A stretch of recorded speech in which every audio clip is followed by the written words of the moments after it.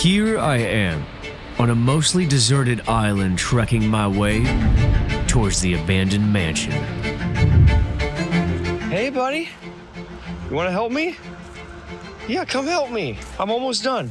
I'm here at Bliss Island Campground, gonna pack up my tent, get coffee, and catch my boat to Cumberland Island.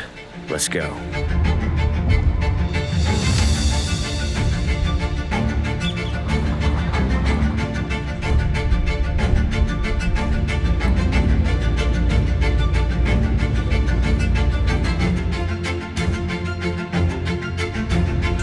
On the boat right now, headed to Cumberland Island. There's a few things I'm looking for.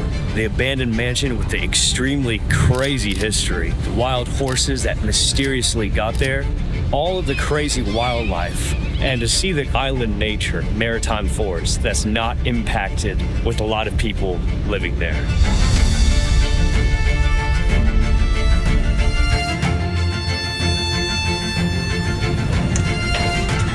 Getting off the boat on Cumberland Island, awestruck by an otherworldly view.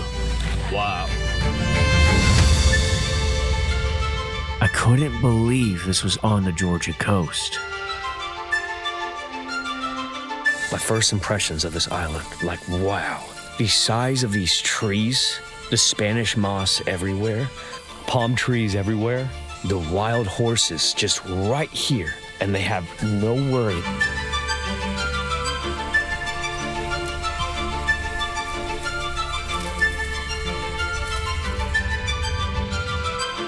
It just feels like an island. I can't explain it. So my first goal is to get to the eastern shore of the island. There'll be a lot less people, so wildlife will be flourishing more. Also, I want to see the ocean side.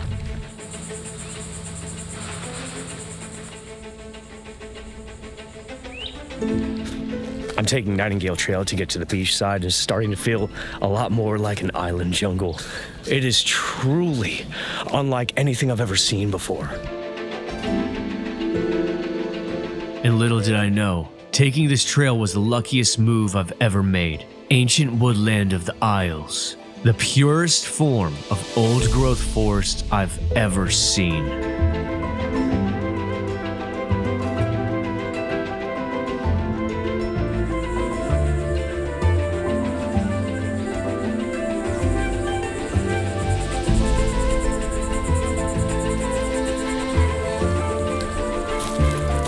5 minutes in the trail, this place officially has my favorite forest ever, by far.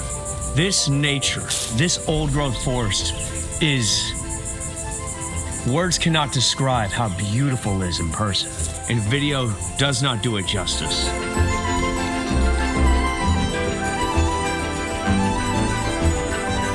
What's this? Dirt turned to sand. From the coastal jungle, the opening led to a whole other world. However, this part was rough. Intense sun beating down at point blank. No shade, no sea breeze blocked by the dunes. Sun hits differently near the coast. Slower trek through sand.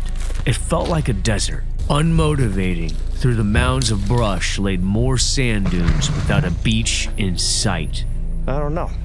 Over and over. I could have sworn I was on the right path. Where am I? The unused path disappeared. I had to take my own way. Roasting in the sun, I overdrank and ran out of water.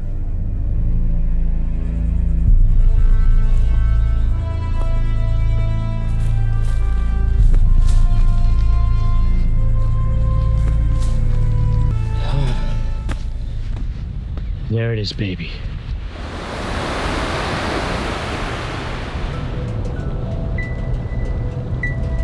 The Atlantic Ocean feels so much better on the beach because the wind is hitting you dead on.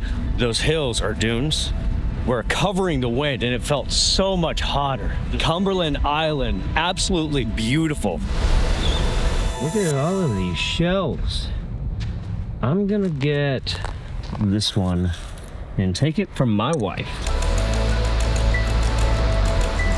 Wow, what a hike so far. From one of the coolest jungles to a mostly deserted beach. And we haven't even gotten to the abandoned mansion yet. This is awesome. Oh, almost got me.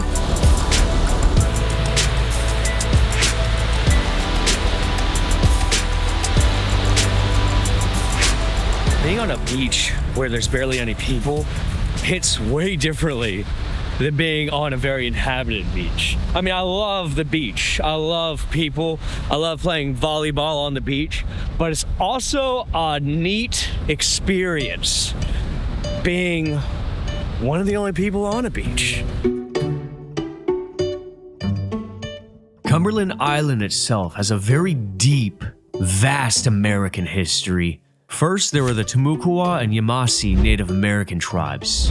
Then, the 16th century Spanish explorers, including De Soto, arrived, marking the very first contact between Europeans and indigenous people. And a little while afterwards, James Oglethorpe, founder of Georgia, built a hunting lodge on the island in 1736, being the first to call it Dungeness. Then the late 1700s, the plantation system emerged on the island for its rich soil, quickly followed by the Revolutionary War, where the island became a haven for British loyalists escaping the conflict, leading to skirmishes and raids on the island. Then it was captured and occupied for several months by a British fleet in the War of 1812. And then, the late 1800s, the epic mansion was built. The abandoned mansion has a whole other deep American history, which we will get into once we find it.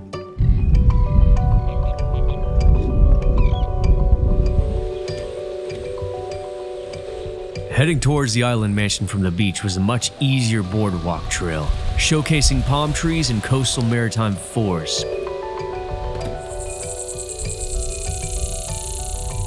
But on the other side, an opening. I was not expecting this. The Driftwood Dunes. For some reason, I thought I was going inland, but I was wrong. It spit me out at another part of the beach. Very cool area.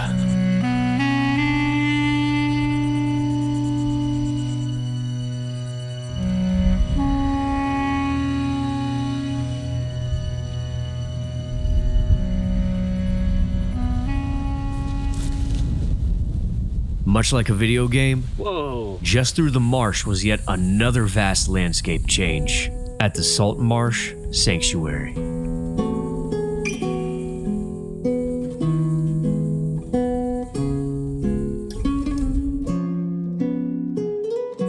Marshland for miles. Very unexpected. And the wildlife is much more open. Hey, buddy. What's up, bro? I saw you this morning.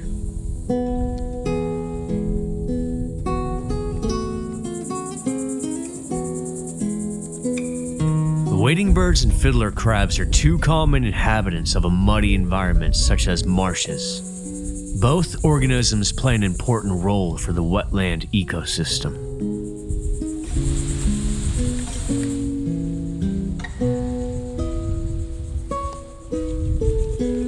This is a wild, wild horse. The horse that's all alone. Oh, 2. 3.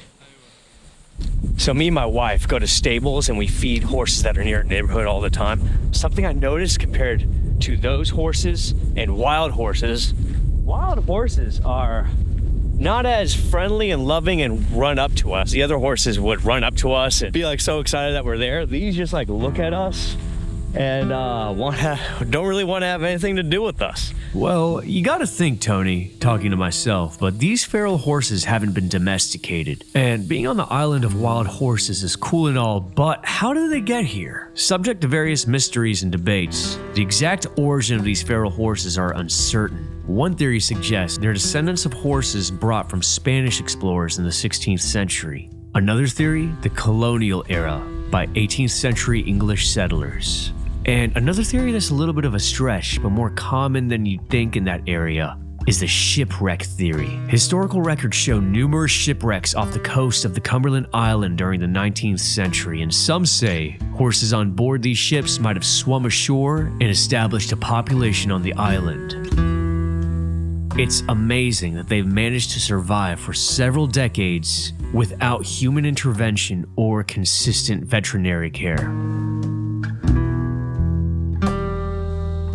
Around here is where ruins of an early American past started to appear. More notably, the home of Catherine Green Miller, widow of an American Revolutionary War hero, General Nathaniel Green. Regarded as one of the most brilliant and talented American generals of the Revolutionary War, and one of George Washington's most trusted commanders, Green played a significant role in several key battles, including the Battle of Trenton, Battle of Brandywine, and Battle of Germantown. But most notably, he successfully led the Continental Army forces against the British in the southern colonies. And the general himself acquired 11,000 acres of the island in exchange of a bad debt. He and Catherine then began to build a small cottage on the island. But Catherine Green Miller herself in 1794 met Eli Whitney and helped fund his cotton gin experiments. Soon after, they formed a company to produce the machine. Crazy enough, father of Robert E. Lee died here while visiting the daughter of Nathaniel Green, in which he was also buried here in the cemetery.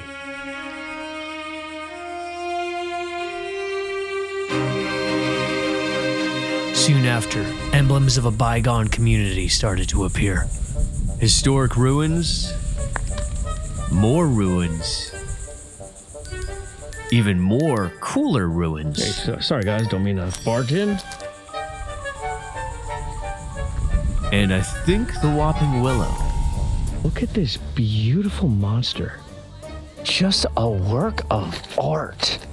Might be the Whopping Willow tree. Who knows?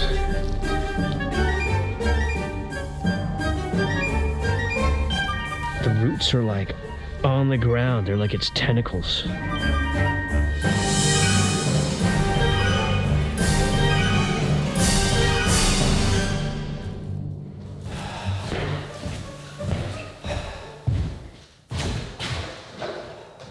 Filled up on water, thank God. I was a little bit nervous because right now on the beach, the sun was killing me, so I'm gonna take a little quick break.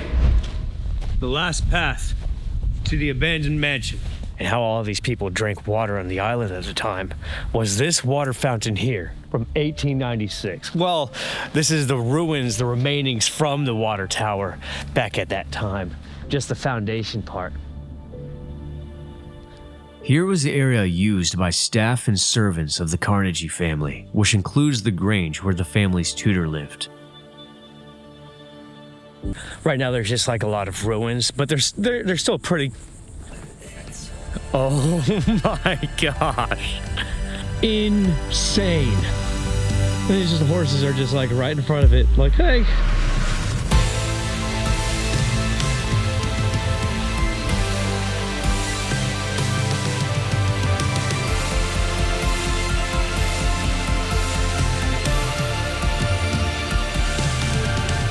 So this mansion has had a long American history. The Dungeness Mansion was built and owned by Thomas Carnegie, brother of well-known industrial Andrew Carnegie in the late 19th century. Thomas purchased the Cumberland Island in 1881 and began construction on the Dungeness Mansion in 1884. Built in a Queen Anne style, it stood 3 stories tall, featured 59 rooms, multiple wings, and numerous nearby luxurious amenities such as a swimming pool, greenhouse, garden, water wheelhouse, bowling alley, and even a movie theater. But what I found most interesting is how it was used for some of the most extravagant parties of the time, hosting prominent guests such as American presidents like Calvin Coolidge and Herbert Hoover. It's unbelievable how large this mansion is. However, tragedy struck in 1959 when a fire broke out. It was caused by an unattended fireplace, or some allege arson, leaving the Dungeness Mansion in ruins. For decades, the mansion remained abandoned and in a state of disrepair.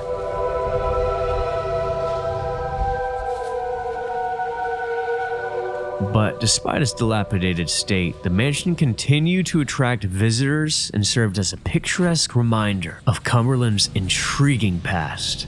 Man, they had a big house. If you look closely, you can see the unique architecture these homes were made of. Notably oyster shell lime to create durable and distinctive structures. And this concrete is called tabby, giving the name Tabby Mansion.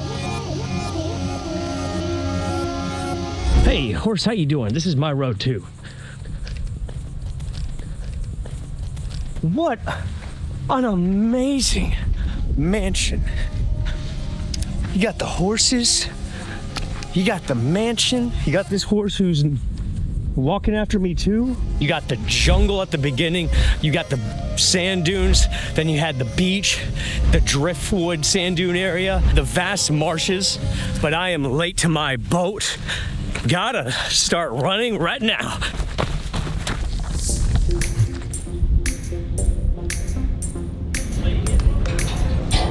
Luckily, the boat was a little bit late, so I made it. And in case you want to see another really cool video where I'm exploring Georgia's unluckiest ghost town, see that video here.